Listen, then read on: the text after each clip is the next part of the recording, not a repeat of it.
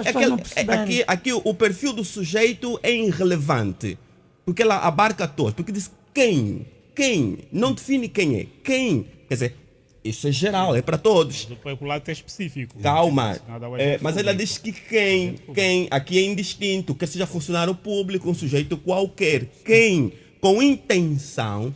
Então o doutor não pode associar o crime de peculato. É por isso que eu disse que é uma antinomia. Aqui é uma antinomia. A redação deveria ser específica. A antinomia era hermenêutica, se calhar, em função daquilo Não, que quando é eu digo, quando eu digo antinomia, o que é antinomia? Não sei o que é antinomia, Certo, mas essa antinomia aqui decorre da hermenêutica. Não, Da sua hermenêutica, o já. aplicador da lei vai justamente Mas, fazer o meus mesmo senhores, raciocínio eu quero fazer uma pergunta muito Sim. simples. Claro. Aos juristas, que até são 4 ou mais, porque o Milonga Bernardo, antes de deputado, era jornalista, antes de deputado era jurista, e é jurista também. Eu queria fazer uma pergunta. Meus senhores, como é que se sentem perante uma lei que suscita mais dúvidas do que esclarecimentos? Esta lei, mesmo antes de ter sido aprovada, tão logo deu entrada a proposta de lei da autoria do titular do Poder Executivo na Assembleia Nacional, começaram os pontos de interrogação. E não é só a oposição, não são só os ativistas cívicos, revus ou o que seja. Mesmo nós jornalistas, colocamos muitos pontos de interrogação porque não percebemos, primeiro, os intentos do legislador ou do proponente, depois os fundamentos da lei. E agora que ela está aprovada, estamos aqui há 2 horas e meia, há 1 hora e meia melhor, e com mais dúvidas do que esclarecimentos. Alves, permita-me responder. Eu, para mim, me parece que a grande questão que se colocou é que antes mal a iniciativa legislativa deu entrada à Casa das Leis, e houve aqui uma má comunicação. E a má comunicação é que foi criada a ideia de que essa lei destinava-se a cercear a materialização de direitos, liberdades e garantias fundamentais. E que era destinada claramente às pessoas que manifestam-se, sobretudo as manifestações com cariz político, o que não é verdade. Isso aqui está claro que não é verdade. Essa é a sua o que não é verdade. Não é verdade. Porque quando olhamos para... Sim, mas nós convidamos o Milonga Bernardo bem para ele para vir a até agora, para dele. dar a minha apreciação, não é? Poxa, agora, até agora, e por aquilo que disse um dos intervenientes, que é a única pessoa aqui que diz que ter participado diretamente em manifestações, e vou sempre socorrer das suas próprias palavras, se as manifestações decorrem nos termos como disse aqui o Jaime, claramente que não terá nenhuma aplicação aqui nos Então, por que vocês fazem a lei? Por quê?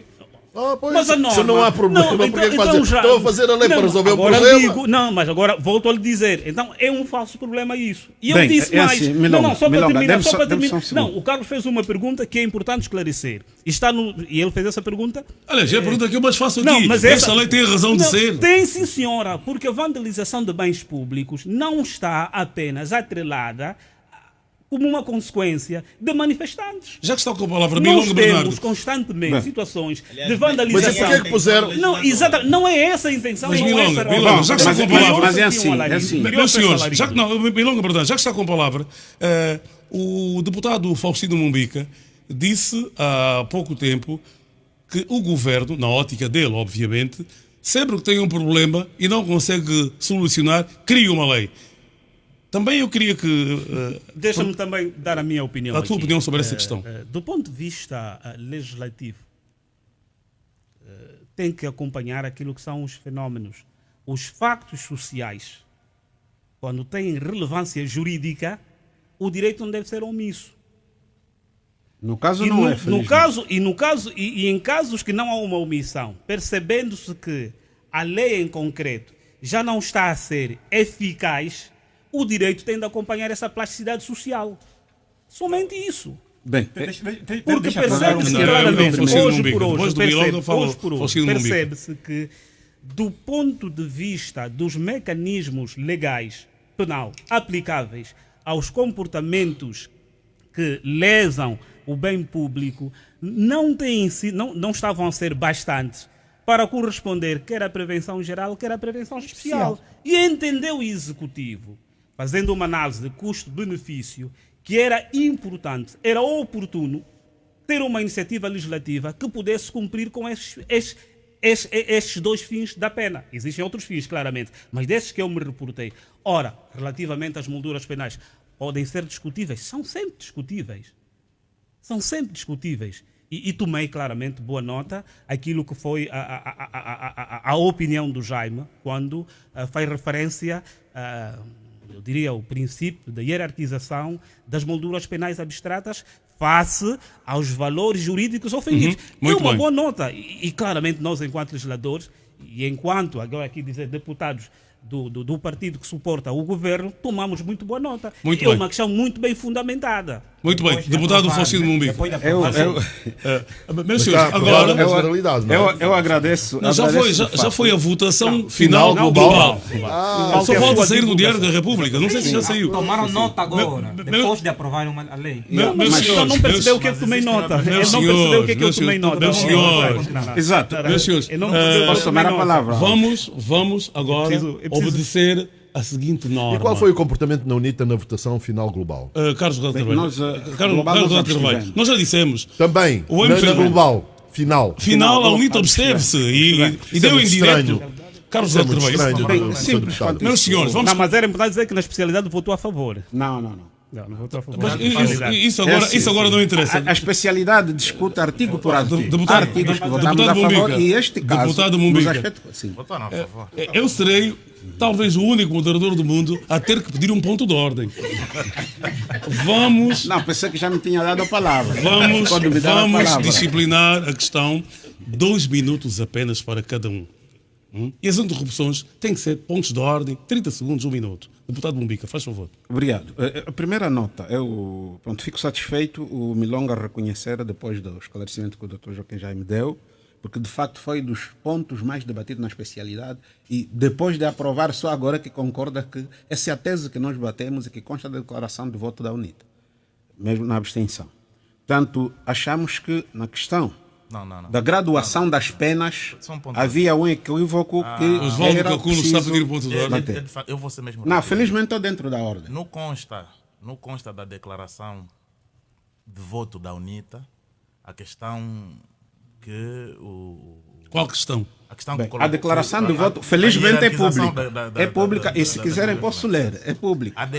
Na declaração política, o que ficou patente do grupo parlamentar da UNITA, a moldura das penas, é que essa questão relacionada com a aprovação desta lei iria coartar direito... Este é um segundo ponto. O outro, não, 2 pontos foram levantados na declaração. A questão do cerceamento das liberdades, porque, e é esse o artigo que eu quero ler. O segundo, isso é o que você está a dizer. A lei, qualquer um de nós tem inteligência para perceber o que é que essa lei traz de armadilha. Vou-lhe dar uma dica, deputado Mumbica. Cinja-se no que quer dizer e ignora as provocações. Okay. O artigo, eu vou só aqui precisar do seguinte. O artigo 8º, o número 1, diz assim: é punido com pena de prisão de 3 a 8 anos, e chamo aqui a atenção que essa pena pode ser agravada, pode passar de 4 para 10 anos e 6 meses. Quem atentar contra a segurança dos bens e serviços públicos, nomeadamente, e vou saltar para a linha B, gravar, facilitar a gravação ou tirar em suporte analógico ou digital fotografia, vídeo ou desenho de medida de segurança de bens e serviços públicos. E nós sabemos perfeitamente que hoje temos tido exemplos de familiares de pacientes em hospitais que fazem denúncias a partir de hospitais. E que, de um lado, não só denunciam essa gravidade, mas em muitos dos casos até ajudam a resolver os problemas. E este indivíduo é punido com, vamos lá dizer, pode levar uma pena de até 10 anos e 6 meses. Mas o que é que isso quer dizer? Lê o artigo, mas eu acabei por não perceber. Se eu estiver no banco de urgência, com o meu familiar doente, e... técnicos de saúde a passear e não querer atender e eu filmar isso, enquadra-se nesta lei? Enquadra-se porque, um exemplo, se o segurança do hospital, porque eles não permitem que isso se faça. Sabemos que o segurança, o cidadão que está a fazer a proteção física. Os que o têm feito... Eu não posso filmar. Não é o cidadão que está a fazer a proteção física. Tenho dito, pode dizer que os que o têm feito, têm feito a revelia dos seguranças desses espaços. Porque se eles detectam, não permitem. E neste caso, você está sujeito a essa moldura de 10 anos e 6 meses, por exemplo, a pena máxima. Ok? Não, o que deputado quase se Mumbica, equipara. há uma questão que é importante. Vamos tentar descodificar o que consta deste artigo e da linha B. O que é que significa não. Não, medidas de segurança. Fazer uma interpretação muito arrojada. Não, sem correspondência no que está escrito. Jaime, estou a fazer uma pergunta, meu caro. O que é que significa?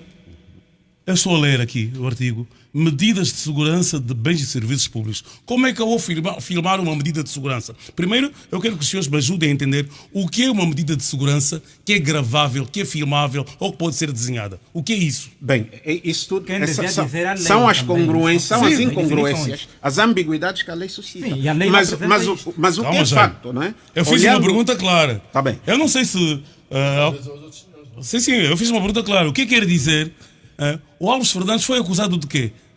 De gravar, filmar ou desenhar medidas de segurança de bens e serviços públicos. O que é isso, medidas de segurança? É a proteção física armado na portaria? É o esquema de segurança elaborado pela empresa de segurança? O que são medidas de segurança que podem ser filmadas, gravadas ou desenhadas? Algum deputado me quer ajudar a entender isso? Bem, é simples. Os senhores que aprovaram a lei, deputado Osvaldo Caculo. Deixa só dar um exemplo. Nós temos um caso recente. Não, vou só dizer que é o Jaime MC que está a falar e não o deputado Osvaldo Caculo. Nós temos um corpo clínico, o diretor de um dos hospitais públicos, que admitiu que o hospital estava há 4 meses sem orçamento, sem verbas. No entanto, havia insuficiência no atendimento e causava algum desconforto.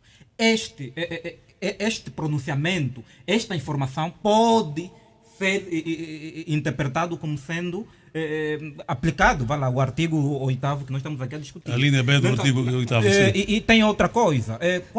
Aqui está a dizer, quem omitir ou tornar público, então é neste artigo 8º que podemos afirmar aqui, de pé juntos, que visa restringir os direitos civis e políticos e reprime direitos à informação, à manifestação, à opinião, porque há essas restrições. E a definição também não é clara. Isso deve vir para a definição. O que é isto, o que é que não é aquilo. É a minha pergunta, não é? O que é mais preocupante nisto, já que estou com a palavra e agradeço, é que não, mas esta mesma... terminado. Sim, não, eu dei-lhe a palavra, Jaime MC, dei-lhe a palavra apenas para ajudar-nos a entender o que são medidas de segurança de bens e serviços públicos. Sim, apenas. Eles acham, no espírito desta eu tenho que conhecer o objeto que eu vou filmar.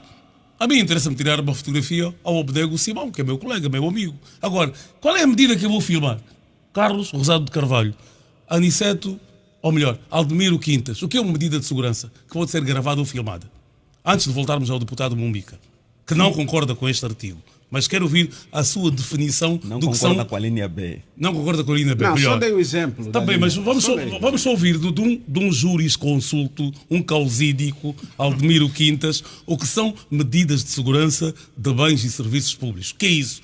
Do ponto de vista corpóreo, pode ser filmado. Pronto, eu gostava, antes de responder à pergunta, eu anotei. Isto é um vício ambulante. Antes de responder a pergunta... Dizer, sim, a pergunta que me coloca... Não está preocupado com uma lei perante a qual surgem muitos pontos de interrogação? Por isso é que nós estamos aqui para poder o máximo possível esclarecer. Diga. Depois de aprovada a lei. Está bem, mas o Quintas não tem culpa, né? O Quintas é advogado, não é legislador. Mas Quintas tem a bondade. Mas eu queria, porque nós roubamos, entre aspas, né? Não me criminalizem, ou interrompemos o deputado Mumbica. Porque eu estava à espera que alguém me pudesse dizer claramente o que são medidas de segurança. O que são medidas. Se é proibido filmar, o que é isso que é proibido filmar? Filmar medidas. Se não quer responder esta pergunta... Eu vou-lhe dar a palavra depois do deputado Mumbica concluir. Faz favor. Pode ser? Pode ser. Deputado Mumbica. Agora vamos ser rigorosos no tempo. Obrigado. Dos seus 2 minutos, conseguiu 30 segundos. Só tem mais 1 minuto e meio. Obrigado. Portanto, dizíamos que a leitura que fiz acaba por trazer uma amostra das várias incongruências. E a outra está ligada à questão das definições, como bem disse. E se o deputado Milonga se lembrará, nós batemos-nos para a necessidade de clarificar melhor, a nível das definições, determinados conceitos. E para os propósitos desta lei. E um deles, melhor, é o conceito de pessoa coletiva, para efeitos desta lei.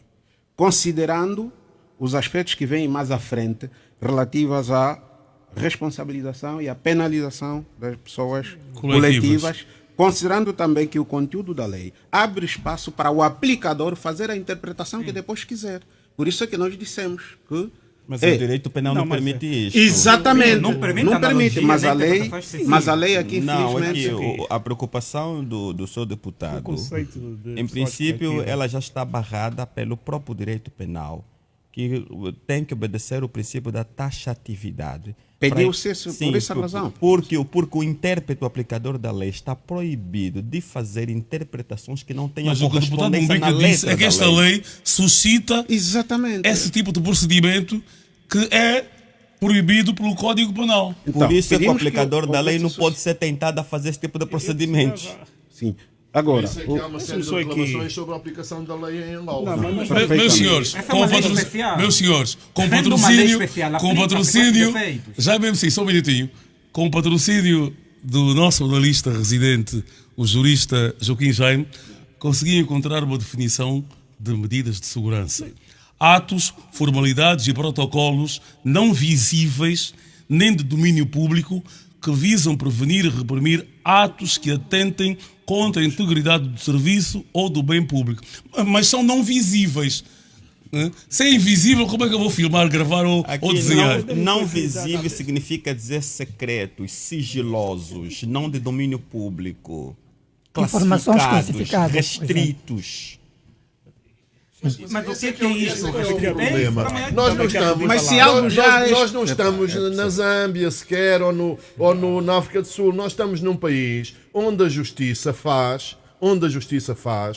ou tem um comportamento que todos nós sabemos, não é? Um comportamento político, há notícias de juízes que estão a julgar e que vão receber instruções, etc. É isso que nós temos que ter em conta, Alves Fernandes.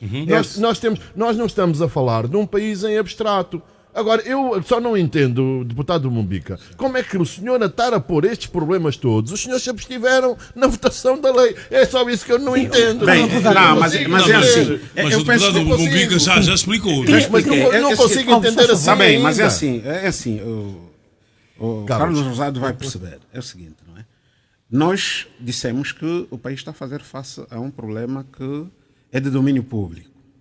E é um problema que afeta, diríamos, que o país na sua transversalidade. Portanto, aumenta o número de casos de vandalização de bens públicos. É um aumento de forma exponencial e preocupante. Este é um facto. Sim, não há vazio legal. Olhando para, de um lado, algumas insuficiências da lei, ou seja, do Código Penal nessa matéria, e olhando para o impacto que essa ação tem estado a criar a nível do país, é preciso dar um sinal no plano legislativo. Aqui estamos de acordo. Só aqui dois aspectos nessa matéria. De um lado, o espírito do legislador, okay, que traz na lei.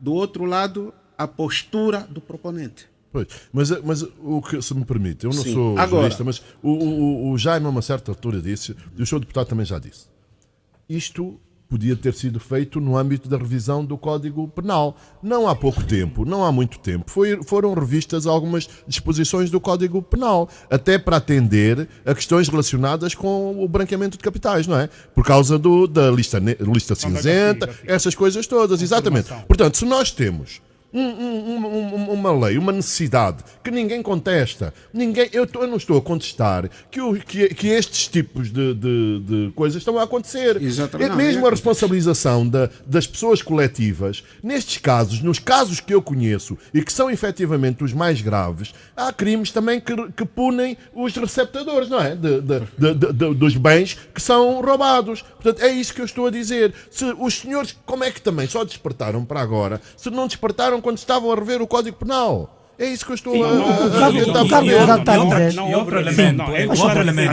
revisão do Código Penal, Carlos. Houve alterações, não houve? O que a Assembleia Nacional fez em sede daquilo que são as recomendações da GAFI, não é? É, de forma pontual, a atender a duas questões. E agora estamos a atender a uma questão que é o aumento exponencial destes problemas. É isso que eu estou a dizer só. E essa questão pontual, e se nós olharmos para aquilo que são a natureza dos crimes sexuais, tem qualquer coisa como 20 artigos. E nós estamos a falar de uma questão pontual, que inicialmente era numa única linha. Depois, mas alteraram também a bebida, não alteraram? Não podemos falar. Não alteraram o grau da alcoolemia. Estou a perguntar, alteraram ou não? Mas isso alteraram mal. Mas isso de per si não leva a dizer que houve alteração do Código Penal. Deputado, o problema é que está-me a dizer que foi uma alteração pontual para responder ao GAFI. E eu estou-lhe a dar um exemplo de uma coisa que foi alterada, que não é para responder ao GAFI. O GAFI não está preocupado com o meu grau de alcoolemia. E vocês alteraram. É só isso que eu estou a dizer. O Carlos está a fazer uma menção. Se houve tempo para alterar alguns elementos, alguns mandamentos do Código Penal, e há tempo para fazer uma nova lei.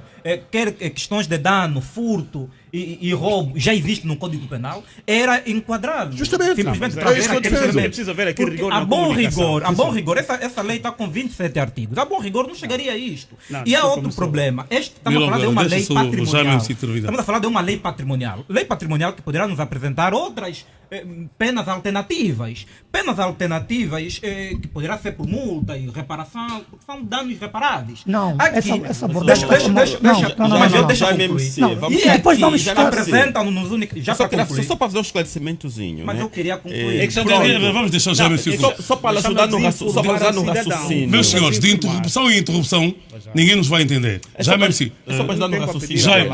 Atenção homónimos. O Jaime MC e o Joaquim Jaime não podem entrar. Jaime, pronto. Joaquim Jaime, pronto. Há questões que nós temos que fazer uma leitura na transversalidade. Não só ficar preso ao Código Penal, mas na perspectiva da legística. Há um facto social que se reitera aqui, que acontece com muita frequência e que o legislador entendeu que era necessário, com base nas previsões do Código Penal, fazer uma legislação específica para poder disciplinar aquele comportamento em concreto. Não é que não havia alguma previsão ali, mas há-se alguma previsão solta, geral, mas que o proponente entendeu que, diante dos recorrentes casos de vandalismo e com uma multiplicidade de perfis motivacionais, entendeu? Não, vou proteger este bem público em específico. Sim, então, no âmbito da legística, esta lei também viola a própria legística, sobretudo, eu poderia citar a legística material, que é questão de conteúdo, e a legística formal, que é a questão da estruturação da própria norma. O que nós estamos a dizer primeiro, essa lei viola a Constituição da República, no seu artigo 57, que tipifica o princípio da proporcionalidade, da adequação, e entre outros, e viola também a dogmática penal. É isso que nós já discutimos isso. Então, se discutimos isso, sabes que eu concordo com essa perspectiva. Nós, enquanto Vento Cívico Mudei, achamos inconstitucional essa lei. Achamos inconstitucional. E eu concordo com o Dr. Mumbica. O governo angolano apresenta várias vezes essas características. Sempre que está diante de um problema social e não tem capacidade de dar resposta, inventa uma lei para punir pessoas, para restringir liberdade, exercícios de direito. O que leva muitos cidadãos a retirarem tampas das sarjetas. Eu já termino, doutor Milonga, só me deixa falar. Quando retiram tampas das sarjetas, eu já concluo. Mas termino mesmo. Sim, mas com essas interrupções do companheiro Milonga. É normal, estamos num debate, mas termino mesmo. Quando um cidadão retira tampas das sarjetas, um cidadão com emprego, com uma estabilidade mínima, claro, não vai se submeter em questões muito, muito banais. Então, o nosso governo não está preocupado com a taxa elevada do desemprego, não está preocupado com o índice. Essa é a perspectiva sociológica do direito que se remete à reflexão. As consequências, mas nada impede que haja aqui um disciplinamento dessa conduta. Que ataca o problema e não simplesmente as consequências. Muito bem.